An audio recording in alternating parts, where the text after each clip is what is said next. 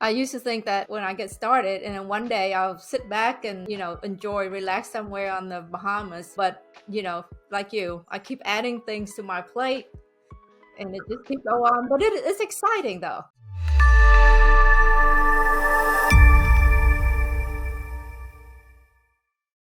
When you started out as a wholesaler, you and I know that there's no skin in the game, very low risk being a wholesaler, right? And then as you evolve and grow, you added on new thing. So that's your first, Right. when you first added on that thing, how did you go about building out, like, how did you decide what your due diligence was going to be? And as you adding on new things, how do you go about doing all of that? Well, for me, what has always worked really well, when we started off as wholesalers, and of course, wholesaling was a very different game than it is nowadays. Very, very different. And the thing that I wanted to really focus on as a wholesaler was speaking one to one with sellers.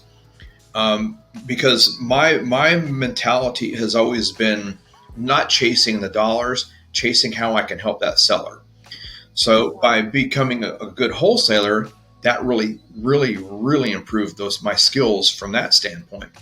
Now in corporate America, I had done a lot of estimating in my life, so I know how the process of estimating worked, but I didn't know necessarily how to estimate repairs on a house, on a single family home. So as I started doing this, I started honing my skills on estimating repairs, and I had some very good teachers that taught me about, I've always run my comps off MLS. I don't use any of the other stuff, and just coming up with very good systems on how I run my comps. So that really, in the beginning, really helped me focus on the detail of the business, the things that the things that hardly anybody thinks about right now when it comes to wholesaling. And then also I had, my mentor was one of those that, for me to put myself out in front of people. And so I was never one to go out and ask for money or anything like that. And in the beginning, when it came to private money, I was really embarrassed about doing that because I didn't understand how it worked. But what my mentor was telling me was, put yourself out there as who you are, and people will come to you. And so I had a potential private lender, and so I just started sharing everything that we were doing, all of our projects, and then we actually lent on a deal, and so I started sharing that information. And after about 3 or 4 months, they came to me and said, we really like what you're doing. How can we get involved? So that opened the door for me to take one of my wholesale deals and keep it and flip it.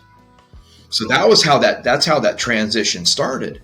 And I've just always done that ever since. I mean, we're very, very fortunate to have raised tens of millions of dollars in private money from all the deals we've done. And I've never once asked for money. I build relationships and I present opportunities. That's all I do. But I come at it with a very, very different mindset and approach. And it's absolutely wonderful. And of course, now with the fund and other things we do, we raise money in an entirely different manner. We still raise money for deals and stuff, but for raising money from a fund side, that's a whole different animal. And I'm still learning on that one because that's a whole other different ballgame. So as we got into rehabbing houses, once we got doing that really well, and we were rehabbing a lot of homes, then it was time to take the next step and go into holding properties as rental properties. So, I just, like I said, I want to get really good at one thing before I take the next step. And we never stop doing those things, but after a year, 6 months, 2 years, whatever it is, we add a new thing to what we're doing. It's continuously helping us grow, and we're still doing the things that we do. So we're, as you grow, there's just more things on the plate that you're doing. Yeah, I agree. I used to think that, when I get started, and then one day I'll sit back and, enjoy, relax somewhere on the Bahamas. But, like you, I keep adding things to my plate and it just keeps go on. But it's exciting though. It is, because I mean, I'm definitely trying to go much more towards the passive side of this business now.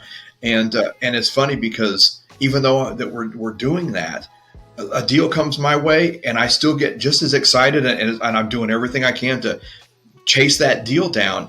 Just I laugh at myself sometimes about it, because when we're doing the projects, I'm going, I don't need to be doing this. I should stop doing this. But when a deal comes up, I got to chase it. I can't stop.